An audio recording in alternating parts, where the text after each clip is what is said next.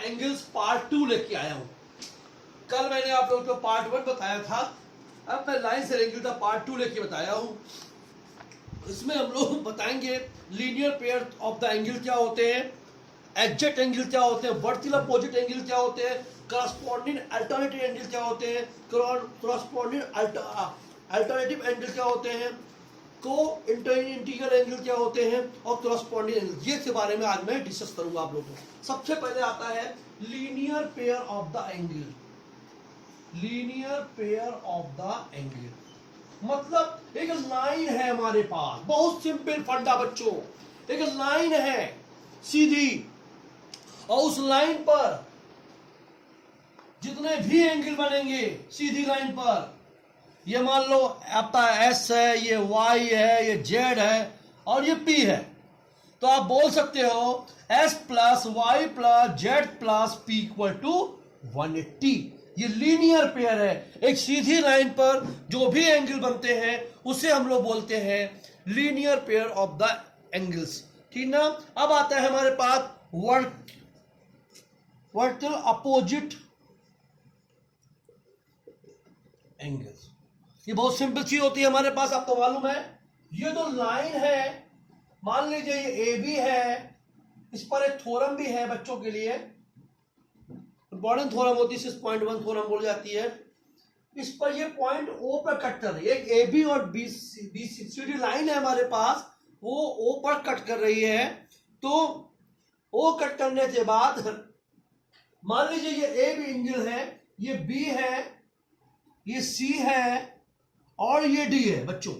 तो angle A बराबर angle B और एंगल सी बराबर एंगल डी, इसे बोलते हैं वर्टिकल अपोजिट एंगल। ये बड़ा इंपॉर्टेंट टॉपिक है, फिर सुन लीजिए। लीनियर पेयर ऑफ एंगल, एक ही सीधी लाइन जो 180 बनती है, उसके अंदर जितने भी एंगल बनते हैं उस एंगल का सम 180 होता है बच्चों। और 180 होने के साथ साथ उसको लेते हैं linear pair equation, linear pair of the angles, angle S plus angle Y plus angle Z plus angle P बराबर 180। वर्टिकल अपोजिट एंगल क्या होता है बच्चों? अपोजिट एंगल, दो लाइन है ए बी और सी डी, ये आपस में इस पॉइंट पे कट कर रही है वो पॉइंट पर, तो हम लोग बोल सकते हैं एंगल ए बराबर एंगल बी और एंगल सी बराबर एंगल डी। ये चीजों के बारे में मैंने बताया। अब मैं आप लोग को मैथमेटिक्स का बहुत इंपॉर्टेंट टॉपिक पढ़ाने वाला हूं, प्लीज इस पर आप लोग लिसन टू बी, सभी लोग ध्यान से सुनेंगे और फिगर पे ध्यान देंगे। हम सबसे इंपॉर्टेंट टॉपिक मैथ का जो है, अगर ये समझ में आ गया तो आपको, मेरी उम्मीद ऐसी है कि ज्योमेट्री में आपको कोई प्रॉब्लम नहीं आएगी पूरी मैथमेटिक्स में। ये हमारे पास दो पैरेलल लाइन है, मान लीजिए ये एम और एन पैरेलल लाइन है बच्चों, और ये हमारे पास एल है। दो पैरेलल लाइन है ये एम और एल, इसे आप एंगल 1 मान लो, इसे 2 मान लो, इसे 3 मान लो, इसे 4 मान लो, इसे आप 5 मान लो, इसे आप एंगल 6 मान लो, इसे आप एंगल 7 मान लो और इसे आप एंगल 8 मान लो। इस पर 4 चीज मैं बताऊंगा आप लोग को। नंबर 1 बताऊंगा आप लोग को करस्पॉन्डिंग एंगल्स के बारे में, नंबर 2 बताऊंगा आप लोग को अल्टरनेटिव एंगल्स के बारे में, नंबर 3 अल्टरनेटिव एस्टेंगल एंगल के बारे में बताऊंगा आप लोग को, और नंबर 4 बताऊंगा को इंटीग्रल्स एंगल्स के बारे में। ये 4 एंगल के बारे में हम लोग इस पर डिस्कस करेंगे। बड़ा इंपॉर्टेंट टॉपिक है। सबसे इंपॉर्टेंट बात होती है, ये ध्यान रखिए क्या बोला मैंने, ये दो लाइंस है हमारे पास एम और एन जो पैरेलल्स है, और उसे एक एल लाइन है काट रही है, वो जो इस पॉइंट पर बन रही है। तो करस्पॉन्डिंग एंगल क्या होते हैं?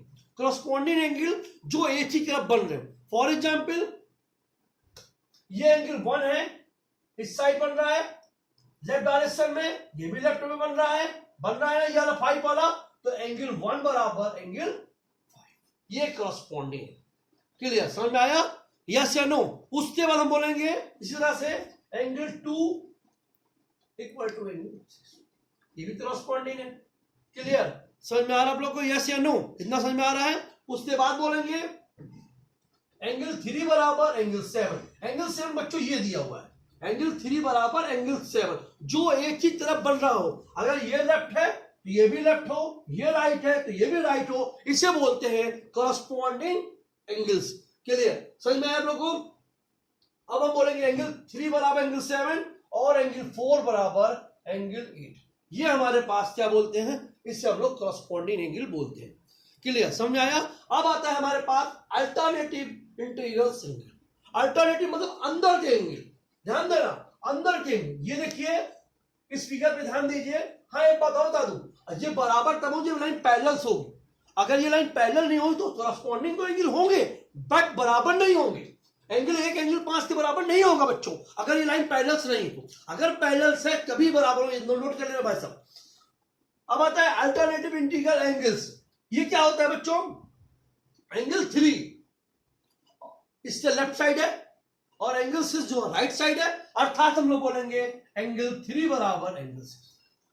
समझ में आया? इससे बोलते हैं अल्टरनेटिव इंटीग्रल एंगल, एंगल 3 बराबर एंगल 6। क्लियर? समझ में आया आप लोग? ये left side is right side, but ये राइट तब होंगे जब ये पैरेलल लाइन होगी। अगर ये पैरेलल लाइन नहीं होगी तो ये बराबर नहीं होंगे। उसके अलावा सुन लीजिए, एंगल 4 बराबर एंगल 5 भी होगा। ये राइट साइड, ये लेफ्ट साइड, ये लेफ्ट बना रहा, ये राइट बना रहा, अर्थात ये भी इक्वल होगा बच्चों। अब आता है हमारे पास, ये दूसरी बात हो गई, एंगल 3 बराबर नहीं, बट ये अल्टरनेटिव तो होंगे लेकिन बराबर तब होंगे जब लाइन पैरेलल होगी। अब आते हैं अल्टरनेटिव एग्जैक्ट एंगल। जब इसकी हम बात करें, दो चीज आप ध्यान रखना, ये जो 3, 4, 5, 6 है, इन एंगल तो आप लोग बच्चों भूल जाओ। अल्टरनेटिव एक्सटेंगल एंगल, ये एंगल नो डाउट जो होंगे वो बाहर के होंगे।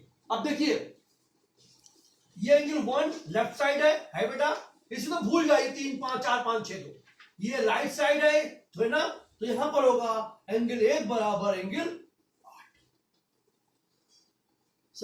एंगल 1 बराबर एंगल 8 और एंगल 2 बराबर एंगल 7। क्लियर? समझ में आ रहा आप लोग को बच्चों? ये एंगल 1 बराबर एंगल 2 बराबर एंगल 7, ये चीज हमारे पास अल्टरनेटिव है। अल्टरनेटिव मतलब अपोजिट एंगल, एक्सटेंगल मतलब बाहर के एंगल। तो किसी बारे में 3, 4, 5, 6 तो बिल्कुल भूल गए, ये ध्यान रखिए आप लोग। एंगल 1 बराबर एंगल 8, एंगल 2 बराबर एंगल 7। अब आता है क्रो इंटीग्रल एंगल। ये क्या होते हैं ये समझ लीजिए। क्रो इंटीग्रल क्या होते हैं? Angle 3 plus angle 5, angle 3 plus angle 5 बराबर 180। अगर एक क्रो इंटीग्रल से एंगल्स हैं तो एंगल 3 प्लस एंगल 5 बराबर 180 होगा और एंगल 4 प्लस एंगल 6 बराबर 180। क्लियर? समझ में आया आप लोग को? मैंने कई चीजें बताई, फिर सुन लीजिए, बहुत इंपॉर्टेंट टॉपिक। 6वीं 7वीं 8वीं 9वीं 10वीं के लिए बहुत इंपॉर्टेंट टॉपिक है मैथमेटिक्स का। और ज्योमेट्री थे बच्चे तो बच्चे, टीचर भी घबराते हैं। इस बारे बड़ा ध्यान समझिएगा, मैं किसी बुराई नहीं कर रहा हूं। यहां पर ये दो पैरेलल लाइन है, उसे एक लाइन क्रॉस कर रही है, तो एंगल 1 बराबर एंगल 4 होगा, एंगल 1 बराबर एंगल ये होगा, एंगल 1 बराबर एंगल 5 करस्पॉन्डिंग एंगल है, इस साइड वाला है। एंगल 2 बराबर एंगल 6 ये वाला होगा, इस साइड है। एंगल 3 बराबर, जल्दी बोल रहा हूं, एंगल 3 बराबर एंगल 7 होगा, ठीक है ना। एंगल 4 बराबर एंगल 8 होगा। राइट वाला राइट, लेफ्ट वाला लेफ्ट, ये करस्पॉन्डिंग।